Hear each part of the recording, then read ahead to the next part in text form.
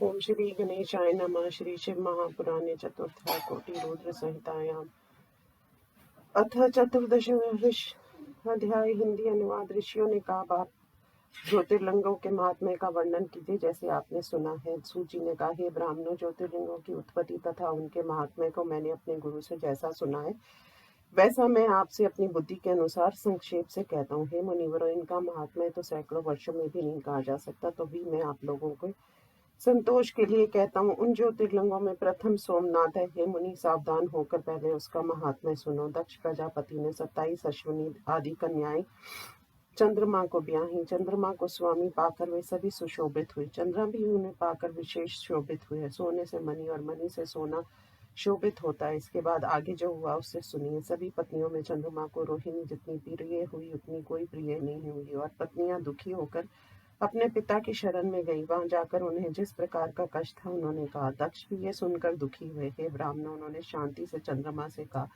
दक्ष ने कहा, हे चंद्रमा, तुम निर्मल कुल में उत्पन्न हुए हो। अपने आश्रितियों के प्रति तुम विषम विहार क्यों कर रहे हो? जो कर लिया सो सब ठीक है, फिर ऐसा मत करना। विषम विहार नरक देने वाला होता है। सूची ने कहा, अपने जमाता चंद्रमा से इस प्रकार कर दक्ष निश्चिंत होकर घर चले गए।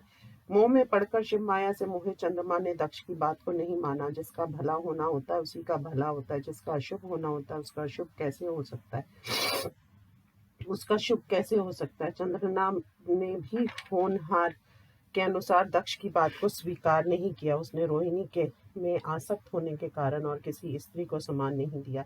ये सुनकर दुखी दक्ष ने फिर आकर नीतिपूर्ण वचनों से चंद्रमा से निवेदन किया। दक्ष ने कहा, हे चंद्रमा, सुनो, मैंने तुमसे बहुत प्रार्थना की किंतु तुमने नहीं माना। अंत तुम क्षय रोगी हो जाओ। सूची ने कहा, उसके ऐसा कहते ही क्षण भर में चंद्रमा क्षय रोगी हो गया। चंद्रमा के क्षीण होते ही महान हाहाकार मच गया। हे मुनि, सभी देवता तथा ऋषि ये कैसे हुआ, अब क्या करना चाहिए विचार कर व्याकुल हो गए। चंद्रमा के निर्देश से सभी इंद्र और देवता आदि देवता और वशिष्ठ आदि ऋषि ब्रह्मा जी की शरण में गए। हे मुनि, वहां जाकर देवताओं तथा ऋषियों ने ब्रह्मा जी को प्रणाम करके तथा उनकी स्तुति करके अत्यंत व्याकुल होकर उनसे संपूर्ण समाचार कहा। उस बात को सुनकर ब्रह्मा जी भी अत्यंत चकित हुए। शिव माया की प्रशंसा करते हुए उनसे कहने लगे। ब्रह्मा जी ने कहा, ओ, ये सभी के लिए दुखद समाचार है कि जो दक्ष ने चंद्रमा के को क्षयी होने का शाप दिया, ये सब चंद्रमा का ही दोष है। हे देवताओं तथा ऋषियों, सुनो, जो चंद्रमा ने पहले दुर्व्यवहार किए हैं। बृहस्पति के घर जाकर उस दुष्ट चंद्रमा ने उसकी स्त्री तारा का अपहरण किया और फिर वह दैत्यों के पास गया। तब देव और तथा दैत्यों का युद्ध करा दिया। मुझ अत्रि को रोकने पर उसने तारा बृहस्पति को लौटा दी। उसे गर्भवती देखकर बृहस्पति ने कहा, मैं इसे स्वीकार नहीं करूंगा। हमारे समझाने पर बृहस्पति ने बड़ी कठिनाई से उसे स्वीकार किया। हे मुनिवरों, यदि आप ये अपने गर्भ को त्याग देगी तो मैं इसे फिर ग्रहण कर लूंगा। फिर मैंने उसे गर्भ से मुक्त कराया। प्रसव होने पर मैंने पूछा कि ये बालक किसका है, तो उसने चंद्रमा का बतलाया। फिर मेरे कहने से बृहस्पति ने उसे स्वीकार कर लिया। इस प्रकार चंद्रमा के पहले किए हुए अनेक दुष्ट चरित्र हैं, वह आज भी वैसा ही क्यों कर रहा है?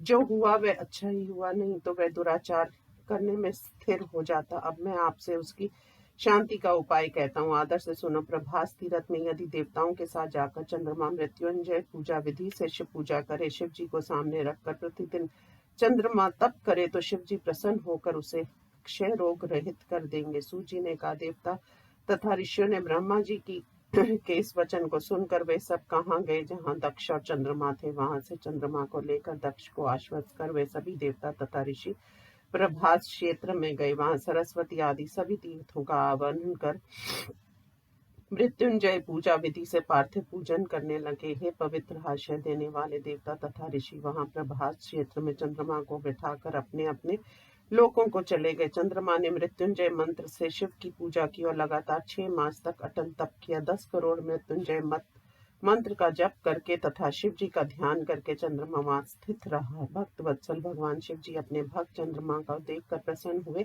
और प्रकट होकर उससे कहने लगे। शिव जी ने कहा, हे चंद्र, तुम चाहते हो वह वर मांगो, मैं तुम्हारे प्रति प्रसन्न हूँ।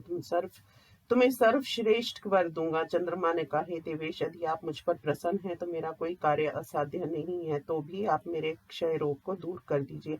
मेरे अपराध को क्षमा करके मेरा सदा कल्याण कीजिए। ऐसा उसके कहने पर शिव जी ने उससे कहा। शिव जी ने कहा, हे चंद्र, एक पक्ष में प्रतिदिन तुम्हारा कला क्षीण होती जाएगी और दूसरे पक्ष में उसी क्रम से बढ़ती जाएगी। सूत जी ने कहा, हे ब्राह्मणों, ऐसा वरदान सुनकर प्रसन्न होकर देवता तथा ऋषिगण वहां चले गए और चंद्रमा को आशीर्वाद दिए और हाथ जोड़कर शिव जी को प्रणाम कर आदर से उनकी प्रार्थना करने लगे। देवताओं ने कहा, हे देव महादेव परमेश, आपको नमस्कार है। हे स्वामी, आप पार्वती के साथ यहाँ स्थिर हो जाइए। सूत जी ने कहा। तब भक्ति पूर्वक चंद्रमा ने शिव जी की स्तुति की।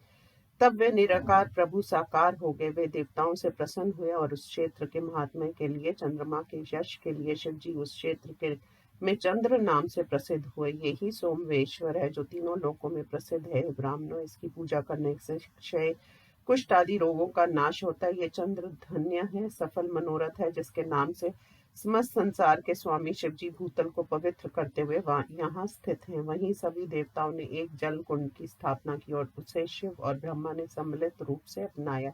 उस पाप नाशक कुंड का नाम चंद्र कुंड रखा गया। जो मनुष्य उसमें स्नान करता है वह सभी पापों से मुक्त हो जाता है। उस कुंड में 6 मास तक स्नान करने से क्षय आदि असाध्य रोग क्षीण हो जाते हैं। प्रभास तीर्थ की परिक्रमा करने से पृथ्वी परिक्रमा का फल मिलता है। मन शुद्ध हो जाता है और मरने पर वह स्वर्ग लोक को जाता है। मनुष्य सोमनाथ लिंग का दर्शन करके सभी पापों से मुक्त हो जाता है, इच्छित फल को पाता है और मरने पर स्वर्ग को जाता है। जो इस इच्छा से इस उत्तम तीर्थ की यात्रा करता है वह निसंदेह उस फल को पाता है। वह ऋषि तथा देवता सोमनाथ लिंग के उस प्रकार के फल को देखकर आनंदित होकर शिव जी को प्रणाम कर क्षय रहित चंद्रमा को साथ लेकर गए।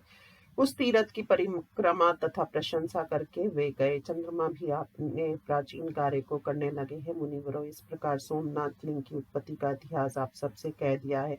जो मनुष्य सोमनाथ की उत्पत्ति को सुनता है या दूसरों को सुनाता है, वह सभी पापों से मुक्त होकर अपने सभी मनोरथों को प्राप्त करता है। इस प्रकार श्री शिव महापुराण में सोमनाथ ज्योतिर्लिंगपति लिंगोत्पत्ति वर्णन नामक 14वां अध्याय समाप्त। ओम नमः शिवाय।